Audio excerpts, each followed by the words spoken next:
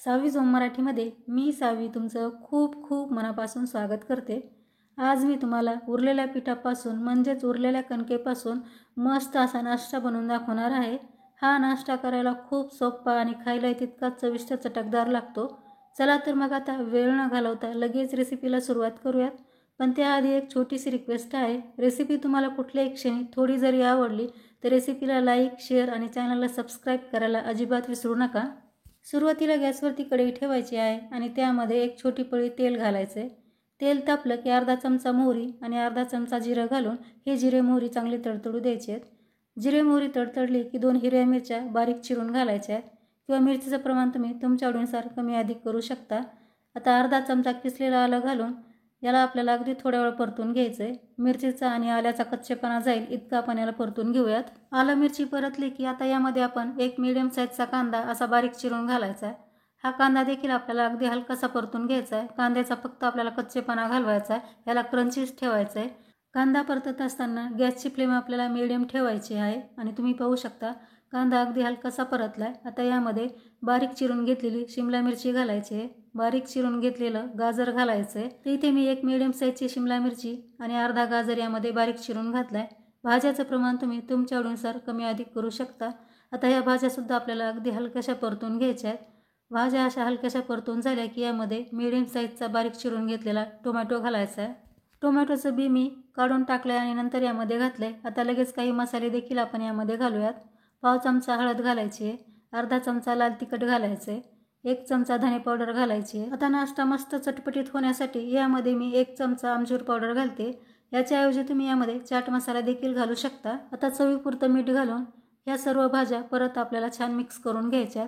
आता याला आपल्याला खूप जास्त परतायचं नाही, अगदी 30 ते 40 सेकंद आपण याला परतून घ्यायचंय।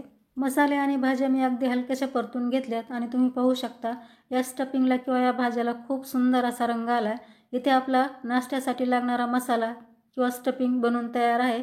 आता गॅस बंद करून हे स्टफिंग आपण बाउलमध्ये काढून घेऊयात। आता तयार मसाला किंवा स्टफिंग थोडंसं थंड झाल्यानंतर यामध्ये 1 वाटी शेव घालायची। शेव मी हाताने थोडीशी बारीक करून घेतली आणि नंतर यामध्ये घालते। आता बारीक चिरून घेतलेली थोडीशी कोथिंबीर घालून हे आपण परत छान मिक्स करून घ्यायचे। शेव मी हाताने थोडीशी अशी कुस्करून घेतली आणि नंतर यामध्ये घातले। तुम्हाला जर यापेक्षा बारीक शेव करून घ्यायची असेल तर तुम्ही शेव मिक्सरला फिरवून नंतर यामध्ये घालू शकता।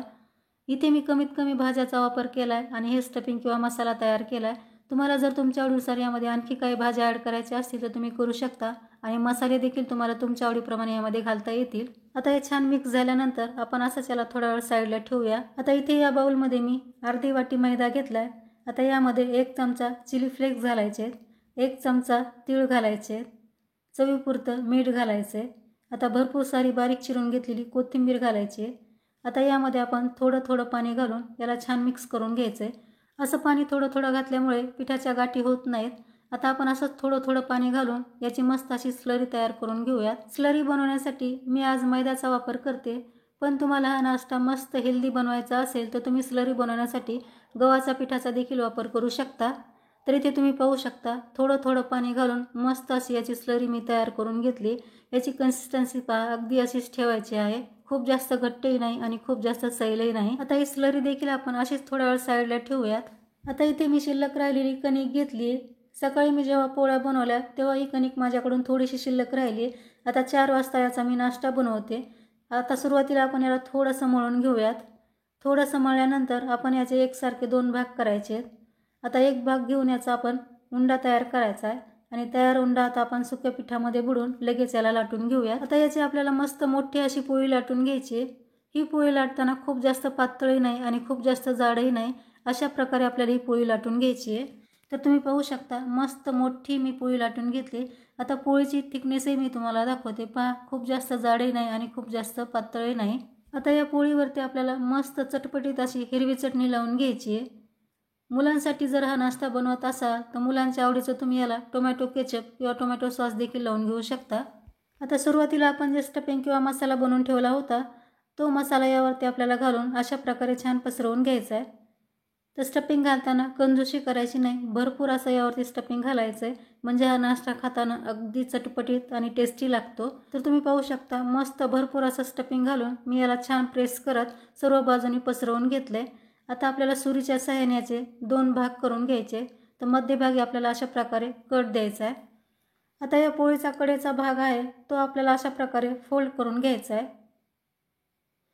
फोल्ड केल्यानंतर चांगलं याला प्रेस करायचं आहे, म्हणजे मसाला याला छान चिकटवून राहतो. अशाच प्रकारे आपल्याला दोन्ही भाग आहेत ते फोल्ड करून घ्यायचे आहेत. तर मैत्रिणींनो, इथे मी तुम्हाला आठवण करून देते, तुम्हाला माझी आजची रेसिपी थोडी जरी आवडत असेल तर रेसिपीला लाईक शेअर करा. चॅनलवरती पहिल्यांदाच आला असाल आणि चॅनल अजूनही सबस्क्राईब केलं नसेल तर प्लीज आपल्या सावी झोम मराठीला सबस्क्राईब करून समोरील बेल आयकॉनवरती क्लिक करायला विसरू नका, म्हणजे मी जेव्हा कधी नवीन रेसिपी अपलोड करेन त्याचं नोटिफिकेशन तुम्हाला सर्वात अगोदर मिळेल. तर तुम्ही पाहू शकता दुसरी देखील पोळीची बाजू फोल्ड करून झालेली आहे आणि इथे आपले मस्त असे रोल तयार झालेत. आता हे रोल आपल्याला अशा प्रकारे चांगले प्रेस करून घ्यायचे, म्हणजे तळताना तेलात सुटणार नाहीत. आता या रोलला मी मध्यभागी अशा प्रकारे कट करून घेते, कारण पोळपाट छोटा पडतोय आणि रोल मोठा झालाय. आता आपण परत याला अशा प्रकारे चौकोनी आकारामध्ये कट करून घेऊयात.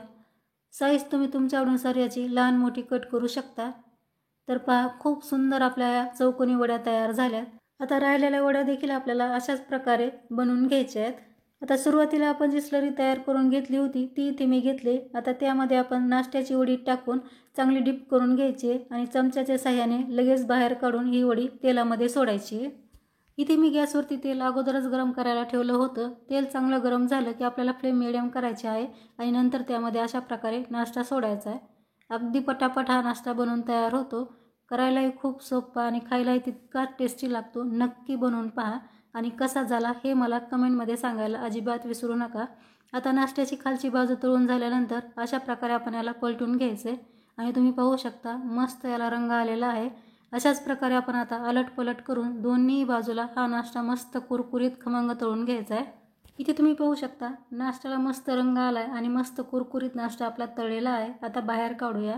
काढताना असा झारा थोडासा आडवा करायचा, म्हणजे एक्स्ट्राचं तेल कढईमध्ये वापस जातं आणि खूपच सुंदर आपला हा नाश्ता तयार झाला आहे.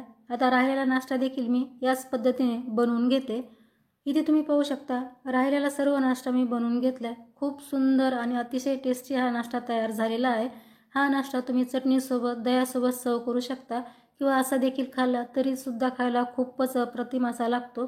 घरी अचानक पाहुणे आले आणि नाश्त्यासाठी तुम्हाला काहीतरी वेगळं हेल्दी टेस्टी बनवायचं असेल, ते सुद्धा घरात असणाऱ्या साहित्यामध्ये, तर तुम्ही ही रेसिपी नक्की ट्राय करू शकता.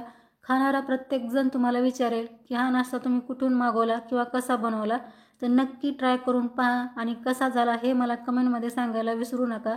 आणि रेसिपी तुम्हाला कुठल्याही क्षणी थोडी जरी आवडली असेल तर रेसिपीला लाईक शेअर आणि चॅनलला सबस्क्राईब करा. सोबतच बेल आयकॉनवरती क्लिक करायला विसरू नका, म्हणजे मी जेव्हा कधी नवीन रेसिपी अपलोड करेन त्याचं नोटिफिकेशन तुम्हाला सर्वात अगोदर मिळेल. तर लवकरच भेटू आणखी एका अशा छानशा रेसिपीसह. तोपर्यंत मस्त खा आणि हेल्दी राहा. धन्यवाद.